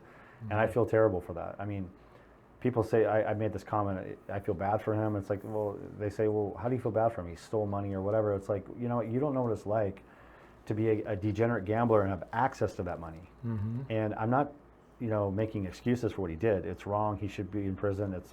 Listen, we all have to deal with our poor choices. Sure. But I will tell you that if you took 9 out of 10 gamblers who have a gambling problem, a serious gambling problem, and you give them access to money that's not theirs, they will take it. Yeah. And they don't take it meaning to be a bad person and steal. They take it like they borrow it. Yeah, they're taking it like, I'm going to replace this as Yes. soon as I catch up. Like it's all going to go back to where it came Yes. from, right? It's then the I'm gonna truth. get yeah. And guess what? They just dig a deeper hole. And I say that because I was guilty of the same thing. I didn't steal from anyone, but I borrowed money from people at times, knowing that my business would replenish it. I had so many people I could call and say, I need $1 million, and I'd have it in 5 minutes. I'd give them back $1,050,000 in 7 days. So they were loving it because they know my word was everything and I would pay it. But that shows you the depth of me. I made $16 million in 1 year, and yet I was borrowing money at times. Right. Who the hell does that? It's because I lost $13 million in the casinos. But that tells you how depth of this addiction and disease can be. Oh, the decision making just gets frayed so much. I mean, like, what's rational to most, in those situations, especially when you're being pressed, right? Like you have a deadline, you have something that you have to an expectation that you have to meet, with a client or whatever. Yeah, I mean, you go to all extents to You will to make that happen. So it's not. For that situation, it's very common what you're describing. Right. So, kind of going forward, now the cat's out of the bag, right? Shohei Ohtani scandals all over the news. You're, going through the process of, the indictment and what your future holds. At what point are you, do you have a pretty good understanding of, what recourse is going to happen and what your next steps are so that you can start to plan for the 3-5 year plan post whatever, or did you not know your sentencing and all of that in a period of reasonable period of time? Your attorney usually has a pretty good idea based on the guidelines Right. of what you're looking at. Mine was 3 to 5, like kind of worst case. But the mitigation that I did, I worked for a nonprofit. I went and spoke at USC at the Marshall School of Business. I did anything and everything possible. I worked for White Collar Advice. I mitigated by bringing about 25 letters from people from my Instagram of how I helped them with addiction, because I started, to be honest with you, I had to shut my mouth for like the first year, and then my attorney and I battled, and I decided to start giving my narrative of who I really am as a human being, as opposed to what you see on national TV where they just mud you every which way. And she didn't like that, but it ended up helping me. The judge gave me some credibility for what I did. I didn't actually even start my social media for that reason. I did it just because I wanted to defend myself and show my character. And then it turned into helping people with gambling addiction and even alcohol and drugs and suicide. I had letters that I proved to the judge of people that I had never met in my life that said they're going to kill themselves. They lost so much money. What do I do? How do you handle what you're dealing with? And I would just be completely transparent and honest with them and help them. Mm-hmm. And there was no motive. And then I thought about it, and I said, you know what? My attorney thinks that the prosecution is going to attack what I'm doing on social media, glorifying some of my gambling. Mm-hmm. So I submitted those letters to the judge, and it played a big role in my sentencing. Yeah, I'm sure that has a lot to do with it. I mean, like the character behind the person, the crime doesn't always, dictate the person that's being, in that situation. So, like all of those admirable things you just mentioned, a reasonable judge would take into account, Sure. To say, hey, because the criminal justice system is hard to define, right? It's very flawed. It's very flawed. It's all over the place. Mm-hmm. Like what works for one doesn't work for another, and so you know what I mean. Like I think that you recognizing ways that you can immediately make an impact, because I got to believe that's part of your go forward plan too, as you post prison time. Like this is going to be part of your plan and what you're going to do to advance once you're in the free and clear, right? Right. Like that's from the book writing to, and that's what the second book here. I really enjoyed reading is the Controlled Chaos, because this one gives a lot of message. The one message that I thought was really interesting is you talk about being the CEO of yourself, right? Like the CEO of your life, Right. And in any business, whether it's legitimate, not legitimate. That word or that acronym CEO gets thrown a lot around in our society, right? And everybody attributes it to a high net worth individual Mm-hmm. that is making millions of dollars for a national bank or whatever. Right. But the reality is that CEO, Chief Executive Officer, is in fact something that we can take ownership of personally, right? Absolutely. You talk about that in the book, and I'm curious to see, at that point, as all this stuff is happening, and you're going in, you're serving your time, you come out. Now more than ever, you're really having to take accountability and be the CEO. And what's going through your mind at that time to start to, create that path going forward? Writing my first book, Recalibrate, was very therapeutic for me because I wrote it honestly because I wanted to show people some of the challenges I had and also learn from kind of poor choices and mistakes I made so that maybe it'll impact them in their lives. Yeah. And I didn't really realize what my new career would be Mm-hmm. in that process. I just knew that I had to get my story out. But now I realize that I have purpose Mm-hmm. in my future. And the purpose that I have is really to inspire someone Right. and impact their lives. Mm-hmm. And I've been doing that. And I don't really make much money for it yet. Mm-hmm. But I do plan on being on national stages and speaking to young kids and athletes and NFL teams and NBA, or they don't have to be athletes. It could be anyone. It could be a college campus. Right. About learning from adversity, overcoming it. Why are you the CEO of your life? If you work at Chipotle and you're serving burritos, there's nothing wrong with that. Right. You still have purpose. You still have you could be the CEO of your life. If that's what makes you happy, then you should stay at Chipotle. And Yeah. but being a CEO might mean, okay, how do I take care of my health? Do I exercise every day? Do I eat healthy? What do I do? I mean, what is your purpose? It's Mm-hmm. defining that. And everyone thinks it's all material things and money. It's not. Those things matter, and we all chase that. Right. But I've been chasing validation my whole life. And now I don't chase validation anymore. I chase purpose. Right. What's the meaning of what I'm doing every day? Mm-hmm. I'm here today talking with you on your platform to share this experience with people so they could look at their own life and be better. Right. And wake up every day and have a purpose, right? Right. I go to bed every single night and I make sure there's no could-haves, no should-haves. Mm-hmm. Those are out. I wake up every day and I'm going to do everything I can to go to bed and not have that. I don't want to say I could have had a great conversation with Matt. Right. I don't want to say I could have kissed my wife and told her how much I love her. Right. How about I just do it? Right. How about when I go to bed, I say I did everything I was supposed to that day. Right. I'm not perfect. We Yeah. make flaws, but you know what? Why not check all those boxes now? Don't procrastinate. Don't put things off. That's what everybody does. Make Right. excuses. It's easy to do that. Yeah, you can either make excuses or money. You ain't going to make both. Right. So to me, I choose to make money. I choose to impact myself. I choose to be the CEO of my life. I choose to wake up and decide what makes me happy first. I love myself so that I can go and give the love and impact others. And that may sound arrogant, selfish, whatever. I don't care. I don't care what these people think. I don't care what anyone thinks, really. What I care about is what I think Right. and my family thinks and the people that matter to me think.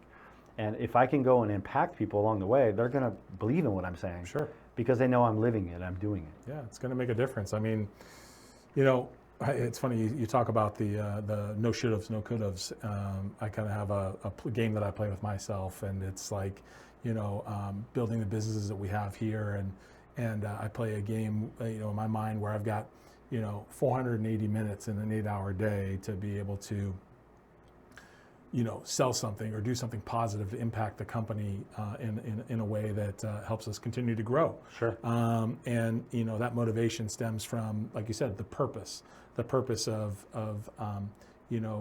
taking care of my family, but more importantly, like the families. You don't realize how many people, as CEOs of companies, businesses, the lives that you impact. Sure. Right? Like I look at from where I stand, having roughly about 4,000 people that rely on decisions that I make on a day-to-day basis. Right. Right. When you look at the employees, each family has three to four people in it. Mm-hmm. You start doing that math, and it's pretty compelling. And so, to lay your head down at night in Mm-hmm. peace, one that a good person what did right by people, but at the same time took advantage of every opportunity to help those folks that you're responsible for. And I admire that about you, because when I read that in the book, I was like, this is the pearl.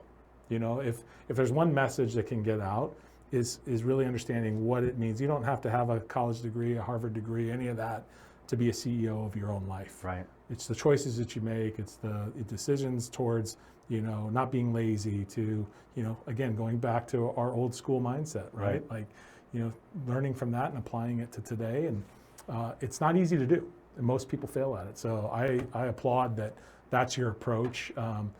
Definitely going forward. I'm sure it was the approach even before as these things, because you couldn't have accomplished what you did without having that mindset. Sure. There's just no way, right? Yeah. Like you built, forget about, legitimate, not legitimate, you built an empire. Right. Honestly, No, for sure. let's call it what it is. So, so now today, that you talk about impacting lives and being on panels and educating and finding a way for your story to resonate with somebody that can maybe change their course of direction in a positive way. That's one avenue. The book writing is, again, another platform to share your story. Any aspirations like to, build businesses or interests in industries or things like that where you can take your background and apply it to something else, or is it all kind of on the speaking front and education, corporate speaking, things like that? So writing the 2 books was more of a business card and therapeutic way of getting my story out. Mm-hmm. The true concept of what I have is building like an online coaching program. Mm-hmm. I have a CRM funnel that I'm building right now. Really what I want people to do is I want to give back my experiences and help them in their own mindset and business. And if I could do that through my Instagrams and my YouTubes and all my social media platforms, Mm-hmm. and start making money doing that, and then building connections and some sort of rapport with individuals, someone like yourself, right? Mm-hmm. Even you, like you could be as successful as you want to be. I don't care if you're worth 100 million or 500 million. We all could use some sort of motivation and mindset restructuring. And it doesn't have to be somebody more powerful than you. Like everyone thinks like Mark Cuban can only report to, somebody richer than him or whatever. That's not true. Right. He can learn from somebody who just can realign him. He might be more talented in a lot of areas and even smarter than, but we all need some sort of mindset and motivation. So I'm trying to find a way where I can motivate anyone from a guy who works at Subway to a CEO or an owner of an NFL team. It doesn't matter. Mm-hmm. And if I can give back from my experiences, because my experiences are much deeper than a lot of people. Mm-hmm. I've been to prison. I ran a legal business. I ran an illegal business. I've dealt with all different people across the world. Mm-hmm. I really feel like I have more experience than 99% of people that you'll meet. Right. And it doesn't make me better than that. I have a different experience to give people, right? And that's why I think I was really good at business. I'm a chameleon. I know how to adapt. Mm-hmm. And if you're stuck in a threshold of maybe a person that has only done things legally, having a little mindset of somebody who's done some things illegally and been to prison and dealt with all these different things can maybe give you a different perspective. And if I can get the growth of your company from, let's say, 100x to 200x, and you're paying me to do so, then everybody's winning. Yeah, 100%. creating win-win relationships. So we talked about that earlier. Is important. But what you're describing is going 75 and a 65, right? And that's okay. Businesses can go. It doesn't mean you're doing something illegal. It just means you're finding ways to be more efficient, finding ways to optimize, ways to reduce cost, ways to educate, whatever it may be. Right. And 75 and 65 is okay. You go 90, 95 and a 65, we got a problem, right? And then you're starting to cut corners, do things that might not be, the right thing to do. So I agree with that wholeheartedly. I think also you going into self-help, right? And if I'm a paying customer, and this is no shade on Tony Robbins or any of these guys that are out there that have platforms, but if I'm looking for self-help, I'm looking for somebody that has real life experiences, positive and negative, right? So I think you have a huge opportunity to deploy an educational platform that is because people that are having situational issues, they want to hear from those that have stumbled and failed, of right? course, and learn from that mistake. Right. And there's no one better. Some of these guys and gals that are out there that are promoting self-help haven't stumbled at that level. Correct. It's one thing to stumble. Oh, I lost, $1 million building this business. Here's what I learned. Yeah. Let me show you. Rinse, repeat. All this bullshit, Right. right? But hearing somebody that was at the top of the world and came all the way down, and Sure. then this is the result, and now I'm showing what the pitfalls to avoid. If I'm a paying customer, that's more valuable to me because you get it, right? Right. As a business owner, I sit at times, in the early days, and I'm like, I wasn't having to borrow money at $1 million at a pop, but I have sat at my desk and going, fuck, payroll's Friday, and we're short 30 grand or whatever I got. How do I bridge that gap? What do I do? What method? How do I accomplish that to make that? Because so you're thinking those same types of things, just different solutions, higher level. And so I believe that that's a great way to not only validate the story, right, tell it the right way, right, so that it's coming from your voice. I think people will just really, really, be in line to be able to, listen to that, for That's sure. a great analogy. The reality is that you could read a book and, you could watch YouTube even and maybe go fix a car, become a mechanic, right? But if you're an actual mechanic, they've done that 400,000 times. That's the person I want fixing my car. Not the guy who's an MIT guy who could read a book and probably will fix the car, but hasn't done it. Right. So eventually he might be better than a mechanic. Sure. But until he's done that experience, Right. it's really not, he's not as valuable in that area. Yeah. So for me, walking through a prison and walking a track and missing your family and having the self-reflection of, how did I get here? Sure. Holy shit. Yeah. What am I doing here? Right. But those decisions that led me there, that experience, and then coming back from all of that and then rebuilding, which is what I'm doing now, there's no deeper experience than that. Right. So you're right. Thanks for that analogy. It's true, and that's how I feel. I feel like I can give so much more now that I've been through what I've been through. I already have a lot of great knowledge, but it's even more. So I'm excited to share it. I'm excited to be on this platform and actually give my story and truly impact somebody like in their life. And I feel that I can do that with every single person if I give the right message. Well, I promised you when we set this up that we were going to focus on the future, and obviously have to talk about the headlines just to get an understanding. But in the spirit of the future and our theme here at Handshake and a Smile, I got to ask you, what's the most important handshake that you ever had? Maybe positive or negative, right? Or an example of both that affected or course corrected you as you navigate Mathew Bowyer. That's easy for me. October 5th, 2023. It's with myself. Yeah. Honestly, that's the most defining moment. I had to look myself in the mirror and give myself a handshake and say, you know what? You are everything to yourself. You have to fall in love with yourself. You have to give yourself that credibility and to have the mindset that I have. That's why I know I'll never fail. I mean, I'll have failures, but I will never completely fail. Yeah. I'll get knocked down, I'll get back up, and I'll keep going, and I'll always be better and learn from my mistakes. But giving myself that handshake and applauding myself for what I've accomplished is imperative, because that's the only way to really grow. Yes, I made a ton of mistakes, and I'll make more. Sure. But they'll be less, and they'll be better, and They won't be as traumatic, that's for sure. Right. But as I grow and as I evolve, which I've done more in the last 2 years than I have the first 48, Right. I know where I'm going. Right. And the second handshake was with my old boss, Mickey, who is my mentor, and he's the one who gave me that springboard. So I'll never forget that, and I learned so much valuable lessons at a young age. But first and foremost, it's definitely myself. No, it's a great answer. You know what I mean? Everybody asks that question, and you think of in my world, my personal handshake. The best I jokingly say to my wife, like, you're the best clothes I've ever had. You know what I mean? Like, best sale I've ever had. Yeah, unicorn. Yeah, exactly. And for me, and we all have like professional ones and stuff like that. But to say, handshake with myself is really a testament to all of us, right? Like, if you don't love yourself, if you don't respect yourself, if you don't understand your worth, no matter what you're doing, right? Like business, you're a teenager, whatever. Like it all starts there, right? Like that's the epicenter of what you bring positive to the world. So I think that's a great step forward. Just talking a little bit with you earlier on today, your wife has been, a major pillar for you. She's stuck through thick and thin. She's, been a trooper, as some would say. Do you find yourself, you described your relationship as a partnership, right? Which I believe all marriages ultimately should be. How involved is she now in your road to what's next, your road to recovery, your road to, new opportunities, successes, et cetera? She's my best friend. She's everything. She's my partner. It sounds like you have the same relationship. Honestly, I run everything by her.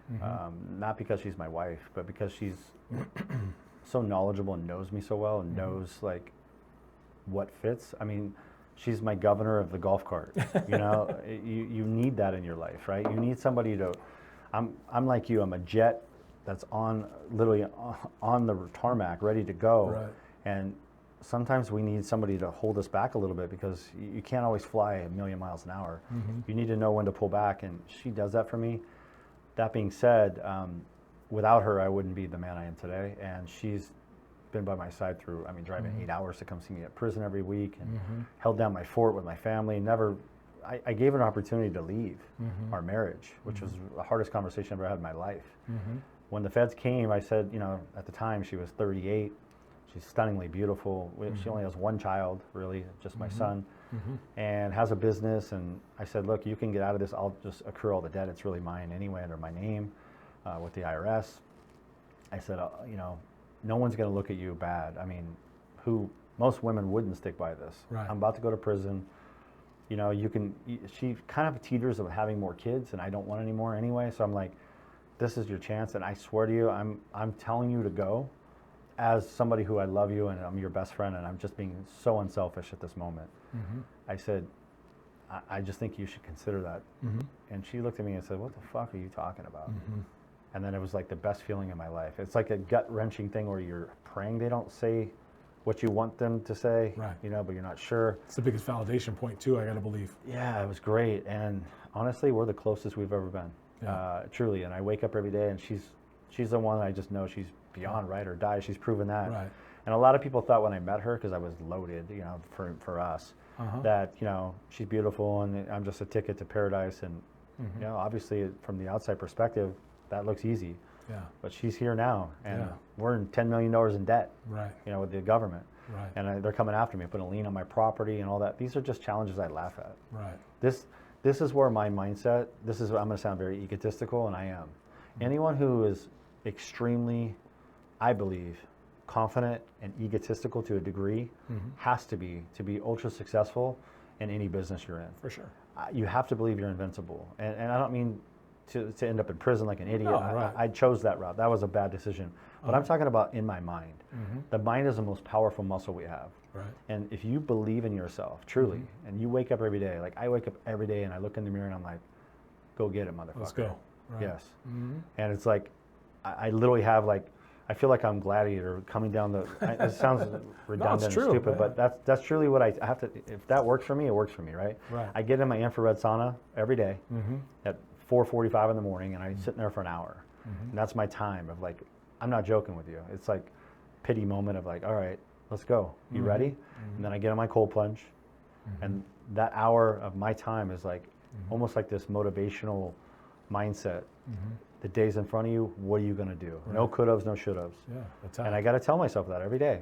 Yeah. And that sounds maybe ridiculous to some people, but that's what works for me. And that's what makes me walk out of that, literally out of that sauna and out of that cold plunge, ready for whatever comes my way. Yeah. Well, that mentality definitely was shaped from our era for sure, right? Like I said earlier, there's not to say that there aren't folks in today's era, Gen Z, whatnot, that think that way. There certainly are, especially if they were raised by people like us, right? But it's a lost form, and it's something that it's so easy to go the other way. Sure. And so those habits that you are making in a positive way are going to be what dictates the future. And going back to your wife, like that's for me, the people say, what do you love most about your wife? And I say, she's the most loyal person I've ever met. And to me, you got to obviously be physically attractive and stuff like that. But that's just initial. Yeah, it's initial. Brass tacks for me is loyalty. Yeah. And what you described there is the most unselfish, loyal example that I can think of, and it resonates with me because my wife would be the same way. You know what I mean? You already know it. Yeah, I know it. And so to have somebody in your corner, that's oftentimes the best gift that we can ever ask for, right? Like, think about it. Grass is greener. We talked about that earlier, and you see this. Oh, this. They have this. They have that. But when they close the door and it's the two of them, or they're with their family, are they living that way? Right. And I would venture to say probably not. Sure. But I can close the door and be like, what you see out here is what you're getting there, and right. This is the person we are. So, I think that's don't lose that one. That's for sure, right? No, if I did that, I would. It would be all on me. And the truth is, like, that valuable relationship that you have with your wife that I have with mine is there's $0 amount you could put on that. Absolutely. I mean, zero. Yeah. Because there's so many people that search their whole life to have that. Right. And I'm sure have screwed it up and let ones go and shouldn't have or whatever. Sure. And for me, if I died busted and I owe the government or whatever and I don't come back, which I guarantee won't happen, but at least I know I wake up every day and I have an amazing wife, an amazing family, and my health and my mindset. So I'm going to go down swinging every absolutely. day. That's exactly right. I, looking at, the kind of the go forward plan, would you say that, all of the things that you have set, in your sights go forward, are there ever times that you are thinking about the old life, right? All the time. Yeah. Yeah, sadly. I wish I could sit here and lie and say, oh, no, absolutely. Right. I'll give you an example. I'm really glad you asked this. My wife is going to Del Mar racetrack tomorrow. Okay. It's opening day. I don't know if you've ever been there. Opening day. It's no. Let me just tell you, it's movie starish. Okay, everyone's dressed to the nines. It's so crowded. If you have money, and I mean real money, you get kind of like the Kentucky Derby, but on the West Coast. I think it's even better. Oh, really? Truly. Okay. Wow. Really attractive people. Everyone is, and if you have money, you can get a turf club suite, and it's just an experience that I've done many, many times on the highest level. She's going. I can't. I'm not allowed to be in a gambling facility. And so, like, that's a moment of FOMO that I'm definitely struggling with. She doesn't want to go because she knows it's bothering me. But I'm like, no, you got to go.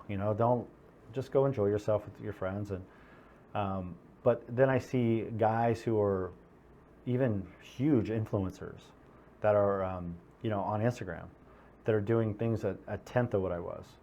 And they have much bigger following than I do, like literally millions of followers, And I'm like, I was doing that times 10, literally betting $300,000. This guy's betting 3,000. He's got 1 million followers. And I'm just as charismatic, if not better. And the stories I have are crazy, but I didn't film any of that, didn't do any of that. And I'm just like, imagine if I was doing that now, so don't get me wrong, that's not the right purpose, but I still have those, because the reality is that you still always want things that you don't have. Sure. material-wise, or even moments of that, because I've had some of the best moments of my life. But I'd rather have purpose. Right. And I'm going to do it all for the right reasons and have the purpose, so that when I wake up and I go to bed, I feel accomplished. Before I had all the money, but I didn't have the accomplishment. Even though I was running a very big business, Right. But it was very empty, Yeah. shallow. Okay. Yeah. Now I'm going to have both, and I can't wait to get there. Yeah. But the grind is actually the best part anyway. Of course. Because I can tell you, from a guy who, all I kept doing is moving the bar, right? I don't know if you feel this way, but I had a goal, and I hit the goal, and I moved the goalpost. Yeah. And it just keeps going, so I never really reach it. Right. I never did. I mean, there was no number. It didn't, Yeah. 500 million? I mean, what is it going to take? Right. I said if I get to 100, I told my wife, yeah, I'll shut it down. If I get to 100, it'll be 200. Right. So the reality is that we have to enjoy this process, because this is where the real process is and the real fun is. Right. Is the grind. Absolutely. Right now everyone's doubting me. This guy's out of his mind. He owes 10 million. He's not going to pay. I love that. No Yeah. problem. No problem. Keep betting against me. Right. Let's see what happens. No, I think that's all the motivation that you can ask for, right? Some people need negative comments to motivate them. For me, like, I set my own standards and goals at a level that most would never achieve. Sure. So what somebody says, you're going to do it, you're not going to do it, gives a shit. You know what I mean? I have a lot of those same things, right? I'll show you, and Sure. And it's not even a matter of me being like, I'll show you. It's just like just watch. Yeah. You know what I mean? And so I think you obviously have all of those. In the question about are you missing out, or feel like, because a big misconception here is like, people see the story, they think that you're in trouble for gambling. Right. You're not in trouble for gambling. No. You're in trouble for bookmaking. Correct. So at some point, like, that is available to you again, right? I'm assuming probably post probation. Yeah, my probation is, I'm about 3 months into it, and it's 2 years. So year and 9 months from now, which I'll ask to get off early, maybe let's just say it's 9 months. Right. It's going to be where the rubber meets the road. Right. And I'll be honest with you, I'm going to want to gamble. Right. But my wife will be the first person that has to approve that. And as childish as that sounds, I have that much respect for her. She's been ride or die. If she's not comfortable, and I don't think she will be, if she says her key word, she's very smart. She says, if I don't feel safe, and I hate when she says that, but if she doesn't feel safe, then I'm not doing it. Right. And I don't care how much I want to do it. Right. Listen, there's one thing I've realized, even with probably the biggest gambling addiction you ever meet in a human being. If you want to do something, your mind can do it. It's very easy. I mean, there's people that climb Mount Everest and lose a leg and still do these things, and it's all their mind. Right. I mean, yes, when it comes to being Michael Jordan, you need to have a talent in basketball, and you and I can't be Michael Jordan. Right. But we can do things that are similar to his mindset. Right. At the end of the day, it's your mind. So if I don't want to gamble, I'm not going to gamble. Right. If I use my mind and my power to not do it, I don't care how bad the addiction is. Right. Yes, you need treatment. Yes, you could use help. All of that. I get that. But I'm old school. I'm like, you know what? It's in your mind first. Right. If you don't want to do it, you're not doing it. Right. So I don't know. We'll see where that goes. If my wife says absolutely not, then it's easy. Did you have to, like, at some course, like, obviously when you went to prison and all that, everything's cut off. Right. But was there ever a therapeutic approach or mental health approach or program that you had to do to help subside that, or court ordered or personal? Like, how did that work? Or so the judge ordered me prior to prison to go to therapy and Gamblers Anonymous. So I did both of those. The therapist was interesting because I actually viewed therapy as a negative. I don't anymore. I think therapy could be great for anyone. I don't care how perfect you think you are. You could get something out of it, especially if you're the right therapist. Right. So that was actually therapeutic for me. That being said, I don't think it cured my gambling addiction. I don't think it ever will. I think I'll always want to gamble. Now I'm in what they call Gamblers Anonymous, it's a DTR class, a drug therapy class, which I don't do drugs, but it's required by the court. And I do go to Gamblers Anonymous. Even that, to me, when I walk into Gamblers Anonymous, it's not my style of therapy. Sure. But I just tell myself, positive mindset. What can I get out of this? How does it help me?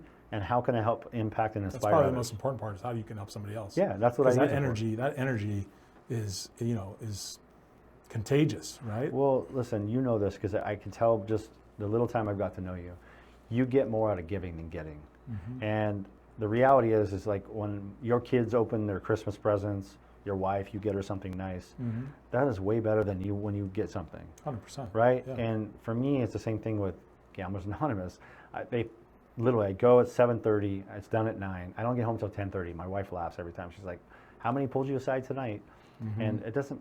This sounds egotistical. It doesn't mean like I'm the celebrity. It's Right. just I have a big story. So Sure. when they ask me questions and when I'm walking into my car, I'm not going to tell some kid who's fighting gambling addiction, "I don't have time for you." Mm-hmm. I'm going to sit there for 20 minutes with him and talk him off a ledge, or Mm-hmm. help him develop his mindset.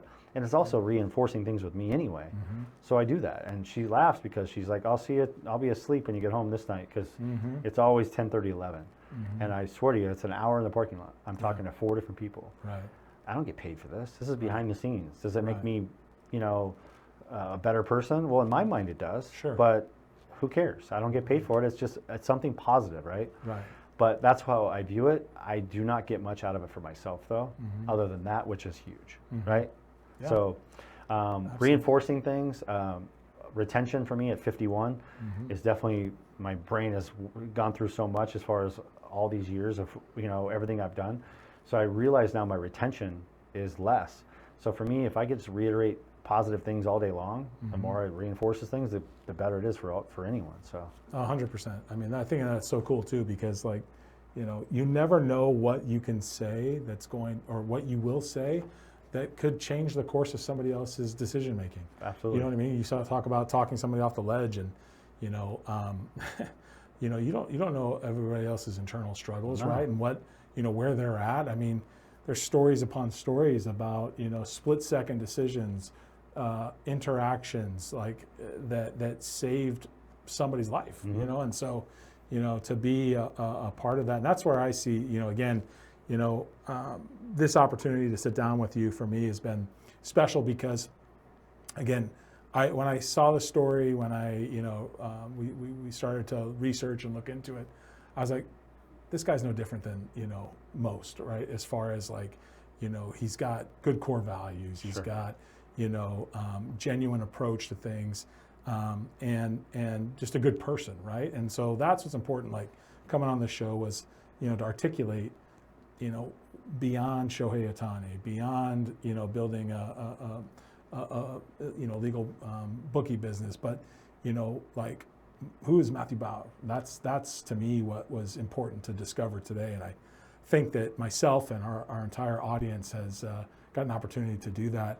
I would first and foremost want to say I think there's a huge opportunity in that speaking world. Like I would come and listen to you talk again, Thank you. right? Yeah. And expand upon that. And I know that whether it's corporate, whether it's athletic, whatever, your message needs to be told, and Sure. it needs to be something that people that are struggling get a chance to hear and more importantly engage and interact. So I wish you all the success in the world with that. Again, for our audience, pick these books up. I mean, the first book, Recalibrate, Controlled Chaos here, part 2, and I believe there's going to be a third, right? Absolutely. So check those out. It's a great read, and you get to learn more about Mathew Bowyer. I want to say thank you for you showing up today, and appreciate the time. And for all of our audience, as we always say, keep your handshakes firm, your smiles genuine, and your word even stronger. Thanks. Thank you. It was an honor. Absolutely. Hey everyone, if you like what you saw today, don't forget to like, subscribe, ring the bell, and share, comment.